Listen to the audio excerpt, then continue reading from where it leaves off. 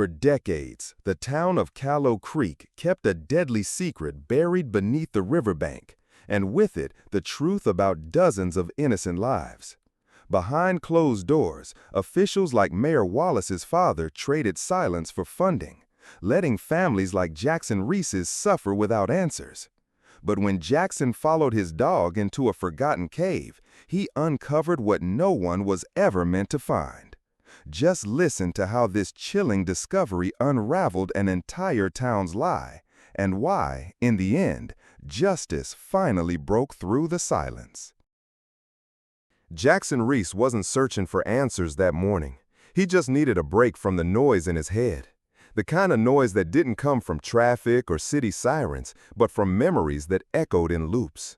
He'd lived through more than most folks his age cared to talk about.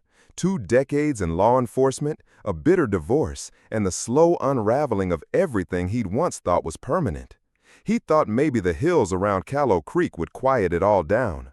They hadn't, but at least out here, nobody expected him to smile. It was early fall. The leaves along the Riverbank trail had turned, but not yet fallen, creating a canopy of amber and gold overhead. Scout, his German shepherd, trotted ahead, ears perked and tail swaying with a casual alertness. Jackson had rescued him as a pup, but some days it felt like the dog had returned the favor tenfold. Scout had a nose for things, animals, people, trouble, and that morning he was restless. They were halfway along the old trail by the river's bend when Scout suddenly froze, his head snapping to the left. A heartbeat later, he darted off the path and into the brush. "Scout," Jackson called, irritation creeping into his voice. "Come on, boy." No answer, just rustling branches and snapping twigs, then a sharp, frantic bark. Jackson stopped cold. That wasn't Scout's usual bark. It wasn't playful or excited. It was short, urgent, warning. His boots crunched through fallen twigs as he pushed off the trail and followed the noise. The undergrowth thickened fast, thorns catching his sleeves, brambles tugging at his jeans. Just as he was about to call out again, he spotted Scout, standing rigid beside a jagged break in the limestone bluff that ran along the riverbank. The dog looked back at him, ears low, tail stiff, the hair on his back slightly raised. At first, Jackson thought it was just a rock slide, but then he stepped closer and felt it, a strange, unnatural chill drifting from the opening. He crouched near the entrance. The crack wasn't wide, maybe 3 feet across, but deep enough that his flashlight wouldn't touch the back wall. A cave. That didn't make sense. He'd grown up here, fished along this river, camped in these woods. No one ever talked about caves near Callow Creek, not in any map, any local tale, not even in his dad's hunting stories. But here it was, unmistakable. The rock around the entrance looked fractured, as if something had shifted recently. Trees nearby had grown thick and wild, long enough to suggest that whatever this place was, it had been hidden for decades. Jackson stepped closer. The air that seeped out was stale, heavy with the scent of old stone and damp earth, the kind of smell that clings to forgotten places. It didn't feel right, and yet he couldn't walk away. Scout was already at the threshold, his snout low, sniffing the ground like he was tracing something invisible. He gave a low whine, then stepped inside. "Scout," Jackson started, but the dog had vanished into the dark. For a moment, Jackson stood alone outside the mouth of the cave, his breath visible in the sudden cold. Every instinct told him this wasn't his problem. Whatever was in there could stay buried. But then again, ignoring instincts was part of what had nearly broken him before. Maybe this time he needed to follow them. He reached into his coat pocket, pulled out the flashlight he always carried, and flicked it on. The beam cut through the dark like a blade. Then he ducked his head and followed his dog inside. The cave narrowed quickly, its limestone walls closing in like ribs of a forgotten creature. Jackson moved slowly, the beam of his flashlight flickering as it caught on jagged edges and patches of damp moss. Scout stayed close ahead, his paws silent on the packed earth, ears twitching at every faint sound, the drip of water, the distant groan of shifting stone. The passage twisted and sloped downward, 30 yards or more, until the tunnel opened without warning into a hidden chamber, a space that had no business existing under a quiet riverbank. Jackson stopped in his tracks. The room was no natural formation. It had been carved, worked by human hands. About the size of a two-car garage, the chamber's walls were covered in black soot, as if fire had once clawed its way across the stone. The ceiling was low, patched with what looked like crumbling insulation. The air felt wrong here, not just musty, but tainted by something chemical, something old. His light swept across the floor. Rusted hand tools were scattered in the dirt, hammers, pipe cutters, spools of wire, long since unraveled and tangled like vines. Broken crates sat in pieces against the far wall, their contents spilled and half buried in dust. He spotted a few canvas sacks, dark with mildew, and something that looked like a burned-out generator slumped in a corner like a corpse. And then Scout barked, short, sharp, drawing Jackson's eyes to the back of the room. The dog was pawing frantically at a mound of old boards and metal scrap. Jackson crossed the chamber quickly, brushing aside hanging wires and ducking under a sagging beam. He knelt beside Scout and cleared the debris, plank by plank, until something metallic caught the light. It was a hatch, steel, about 3 feet wide, circular and rust-bitten, like it hadn't been opened in decades. Jackson hesitated. Then he wrapped his fingers around the edge and pulled. The hatch groaned, a deep, hollow sound, and released a rush of colder air from below, thick with the scent of old concrete and something sharper underneath. He leaned over and aimed his flashlight into the dark space. What he saw knocked the breath from his lungs. Below, in a square pit sunk into the floor, lay dozens of sealed metal drums, the kind used for chemical storage. Their faded markings were still visible, stenciled numbers, hazard symbols, and most disturbingly, faint outlines of U.S. military insignia. Nearby, stacked crookedly against the wall of the pit, were several boxes, water-damaged, half-burned, but still intact. Jackson climbed down carefully, his boots echoing on the concrete.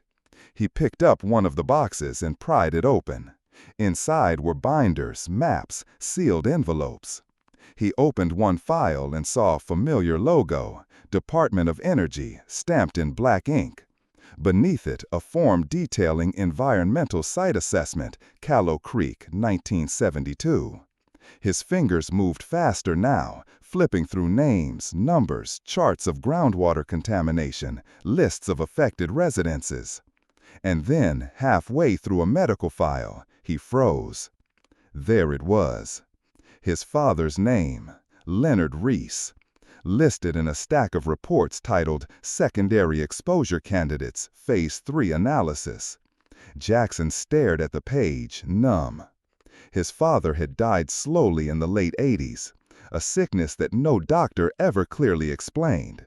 At the time, they'd called it aggressive, idiopathic, possibly environmental. A shadow diagnosis that never quite answered anything. Jackson had never questioned it before. Now he could barely breathe. He dropped the folder and stumbled back a step, his hand catching on a nearby crate to steady himself. The drums, the boxes, the fire damage, the hidden chamber beneath the bluff. This wasn't just an accident. This was a buried history, locked away beneath the surface of his hometown. And for some reason, it was never meant to be found. Scout let out a low, uneasy growl. Jackson looked down again into the pit, his heart pounding in his chest. Whatever this place was, it wasn't just forgotten. It had been hidden, deliberately. And whatever reason they had to bury it was still here, waiting in the dark. Jackson Reese didn't sleep much after that night. Something about the air in the cave clung to him, even after he left. Not just the cold, but the weight of it. The silence, the darkness, the truth lying sealed under layers of dust and rusted metal. It didn't feel like just another discovery. It felt like something sacred had been disturbed, and now it wouldn't let him go. He returned the next morning, just after dawn, alone and with purpose. This time he brought gloves, a duffel bag, and a portable light. He set up his phone to record everything, every box opened, every label revealed. What he couldn't carry out, he photographed. He handled each file like a fragile bone in an unmarked grave. By the third visit, he had built a small archive in his garage. Stacks of scanned documents, scattered photos, loose pages dried out in front of an old floor heater. And one by one, the story began to take shape. It wasn't a cave, it was a burial chamber. Not for people, but for the truth. The earliest documents were dated 1966. At first glance, they looked mundane. Internal memos, technical drawings, water table readings. But the deeper Jackson dug, the more the language shifted. Phrases like containment failure, non-regulated runoff, and temporary civilian exposure thresholds began to appear. The project was officially known as Thistle Hollow, and according to the front-facing paperwork, it had been a joint research venture between the Department of Energy and an environmental engineering firm. Publicly, it had been described as a water purification pilot, a harmless study site tucked away on government-leased land near Callow Creek's Riverbend. But behind closed doors, it had been something else entirely. The files revealed a quiet but reckless experiment in chemical waste filtration, using unproven compounds and storing byproducts in unsealed drums. When contamination began appearing downstream, unexplained fish deaths, abnormal algae growth, reports of livestock illness, concerns were raised and silenced. The records grew darker. One document listed the names of children living within a 2-mile radius of the testing zone, marked with notes like Stage 2 diagnosis, neurological observations, or, worst of all, deceased, see appendix. Jackson stopped reading at one point. He had to. His hands were shaking too badly. By the mid-70s, the operation had been quietly terminated. No official press release, no public closure. According to one file stamped confidential, internal use only, a settlement agreement had been arranged with the town council and affected families. Signatures, payouts, non-disclosure clauses. The final instruction was simple. Conceal hazardous materials and seal chamber. No further access authorized. That was the hatch he'd opened. That was the silence Scout had broken. But one file stopped Jackson cold. A health assessment dated 1982. It listed secondary contamination candidates, town employees, maintenance staff, and local residents who had unknowingly interacted with contaminated groundwater or air circulation zones. His father's name was listed among them. Leonard Reese, deputy sheriff, chronic exposure suspected. Jackson sat in his garage for hours that night, the file in his lap, the photos spread out across the workbench, Scout sleeping at his feet. A silence hung in the air, not empty, but heavy like grief. He remembered his father's decline, the confusion, the weight loss, the way he tried to stay strong, even when the doctor stopped explaining things clearly. Back then, everyone chalked it up to bad luck, genetics, just one of those things. But now, Jackson knew better. His father hadn't been a victim of chance. He had been poisoned, slowly, quietly, and deliberately overlooked, just like dozens of others whose names were now buried in yellowing files. The worst part? It hadn't been an accident. It had been a choice.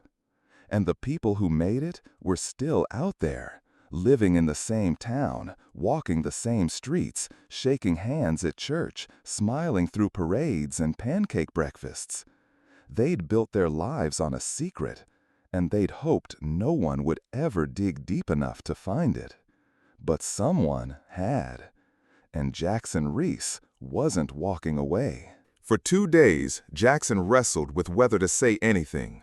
He paced the floor of his garage, stared at the files, listened to the clock tick, and tried to convince himself someone else would come forward, someone with more clout or less to lose. But it always came back to one simple fact. No one else had found the cave. No one else had followed a dog off the trail and stumbled into the truth. And now that he had, staying silent would make him no better than the men who had chosen silence 50 years ago. So he made the call. Mayor Wallace was in his third term, a clean-cut, well-spoken man with a reputation for steady leadership. He had grown up in Callow Creek and inherited his father's house, his father's business, and apparently his father's secrets. Jackson had known him in passing since childhood, but now, as he stepped into the mayor's office, the air between them felt unfamiliar, charged. Wallace greeted him with polite confusion. "Jackson, didn't expect you. What's on your mind?"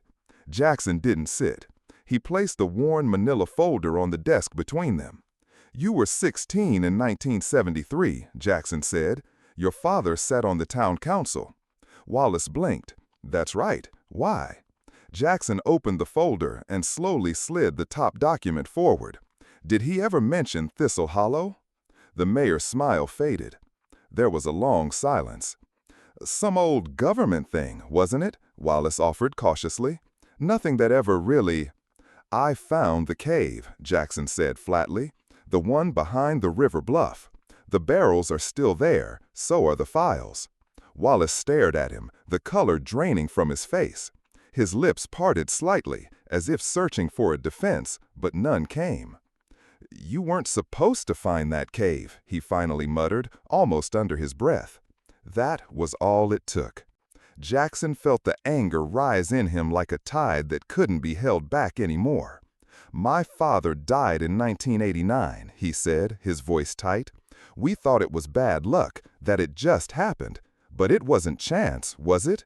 It was you people. It was this town." Wallace leaned back in his chair, face pale, hands folded tightly. "Jackson, you have to understand." "No," Jackson snapped, "you don't get to hide behind that anymore." Wallace looked down. A long pause followed, heavy and uneven. Then he began to speak, slowly, like someone who'd carried a weight for far too long. "The town was dying in the late 60s, he said quietly. "Factories were closing, people were moving away. Thistle Hollow came in offering money, jobs, federal contracts. It was supposed to turn everything around. My father, they thought they were saving Callow Creek." "But they weren't," Jackson said. "They were selling it." Wallace didn't argue. "When the problem started," he continued, "they told the council it was manageable, that everything was under control. They sent their scientists, cleaned what they could. Then the real symptoms began. Kids got sick, families started asking questions. And your father helped cover it up," Jackson said. Wallace flinched. They told all of them, that a settlement was better than a scandal, that if word got out, the town would be blacklisted. No more funding, no more projects. They signed the agreements, took the money, and buried it all, including the people it hurt. There was no response. Jackson's voice dropped lower, not quieter, but heavier. "You think this was mercy?" he said. "You think hiding the truth was some noble sacrifice? My father spent his last years thinking he'd just drawn the short straw in life. He never knew it was something they let happen, something you all decided could be swept into a cave." Wallace didn't defend himself. He didn't raise his voice. He didn't even meet Jackson's eyes. "You buried the dead," Jackson said, "and pretended they never existed." The silence that followed wasn't peaceful. It was hollow. It was the sound of decades of truth settling in the open air, too late to help the ones already gone, but just in time to haunt the ones still living. Jackson picked up the folder and left the office without another word. There was no shouting, no threats, but the silence left behind spoke louder than anything either of them could have said. Jackson could have chased headlines. He knew how it went. A splashy article, a surge of interest, then arguments and noise until the truth was a blur. Instead, he chose something slower and harder, a room full of neighbors looking each other in the eye. He booked the high school gym for a Tuesday evening. By 6, the bleachers were crowded. Teachers still in their work clothes, ranchers smelling faintly of hay, retirees Jackson had known since childhood. The air buzzed with a low, uneasy murmur, the sound of people who suspect they're about to hear something they can't forget. He had arranged a projector, a portable speaker, and a folding table stacked with copies, documents, maps, photos. Scout lay at the edge of the stage, chin on paws, watching the doors as if counting every person who came through. Jackson opened simply. "I found a cave by the river," he said, "and what's inside belongs to all of us." He didn't dramatize, he didn't point fingers. He just walked them through the facts. Slide by slide, he showed the barrels, the hatch, the internal memo stamped with official seals. He laid out the maps of the water table and the radius of affected homes. He read names the room recognized, not as statistics, but as families who sat in these same bleachers for graduations and basketball games. When he reached his father's file, he paused, then set it down gently, as if placing a photograph on a mantle. People shifted, some leaned forward, others clasped hands. He explained how the project called Thistle Hollow had promised jobs and funding when Callow Creek was on the brink, and how the problems had begun quietly. A sick calf here, a persistent headache there, wells gone sour and nobody sure why. He put up the settlement pages, the signatures, the non-disclosure clauses. He didn't raise his voice, the papers did it for him. Questions came all at once. Who knew? Is it still dangerous? Why weren't we told? Jackson answered what he could, and where he couldn't, he said, "We'll find out." Then he did the hardest part. He asked anyone willing to come forward to share. A woman in a denim jacket stood first. She spoke about a brother who'd been ill in the 70s, about a father who used to fish downstream and stopped without saying why. An older man with a cane described hauling crates for a government project as a summer job when he was a teenager, paid cash and told not to ask questions. A former town clerk admitted she'd seen paperwork as a junior assistant and had never quite understood why the file cabinet with the lock was kept in a back room. Plan by plan, the meeting turned from a question into a commitment. Jackson introduced a legal team from a nearby city. Not showboats, but steady people who had already read the files. He asked for signatures to form a class action. He proposed a citizen committee to liaise with state agencies. He handed out a list of steps, printed in plain type. Contact the state environmental office, request federal oversight, schedule independent water testing, document personal histories. People wept. People yelled. But beneath every sharp word was the same thread. Belief. Not in Jackson alone, but in what the room now held together. The days that followed moved fast. The gym meeting drew regional attention, but the town stayed in the lead. Investigators arrived with clipboards and protective gear. The remaining officials who had kept quiet resigned or stepped back under pressure. The state opened an inquiry. Federal agencies followed.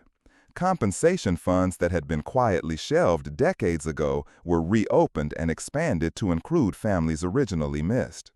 Local clinics set up screenings at the community center. The library cleared a shelf for a public archive of the documents, scanned and organized by volunteers who labeled each file with care. At the river, crews worked with deliberate calm. Boundary tape went up along the bluff. Trucks idled. Specialists descended the slope like careful mountaineers and secured the opening with temporary barriers while assessments were done. When the time came, the chamber was sealed, not with a nighttime padlock and a promise to forget, but under the supervision of the EPA, documented and certified, so there would be a paper trail longer than any one memory. Mayor Wallace stood at a microphone on the courthouse steps and said, without ornament, "We were wrong." He didn't offer excuses. He resigned that afternoon. Some people applauded, Others stood in silence. Either way, the words were part of the record now, and records, the town had learned, mattered. On the first evening after the crews finished their initial work, Jackson walked the riverbank with Scout. The sky was a washed-out gold, and the water moved with a slow, steady confidence, as if the current itself had been waiting years to carry something away. He stopped where the trail bent toward the bluff. Fresh equipment marks striped the earth, and bright markers dotted the slope like small, careful promises. The entrance was no longer a secret mouth in the rock. It was a documented site with a logbook and a schedule and a list of names responsible for its future. The land would never be what it had been, but it had finally been called by its right name. Scout nuzzed the grass, then sat at Jackson's side. The dog's ears flicked at the sound of distant voices, workers finishing for the day, a pair of teenagers biking the trail, someone laughing quietly as they crossed the footbridge upstream. Life, faint but present, threading itself back through a place that had been holding its breath. Jackson exhaled. For years, he had carried a story he couldn't finish, a chapter that ended with a question mark on a hospital clipboard. Now the ending wasn't neat, but it was honest. There would be more meetings, more forms, more work with lawyers and inspectors. But the silence that had pressed down on this town for half a century had cracked open, and the light had reached the places it needed to reach. He rested a hand on Scout's neck. The dog leaned into him, solid and warm. Across the river, the limestone took the last light of the day and held it for a moment, a pale glow along the seam where rock met air. Years from now, people would forget the exact dates and names on the forms, but they would remember this: the night the gym filled with their neighbors, the sound of pages turning, the first time someone said out loud what everyone else had only felt. The weight of silence had been lifted, not erased, but lifted. And in the middle of that lifted weight, in the hush after the anger and the paperwork and the hard truths, there was a small, steady peace. A peace that didn't pretend the past was different, only that the future could be. Jackson stood there until the light faded, then turned for home, letting the rest carry the river.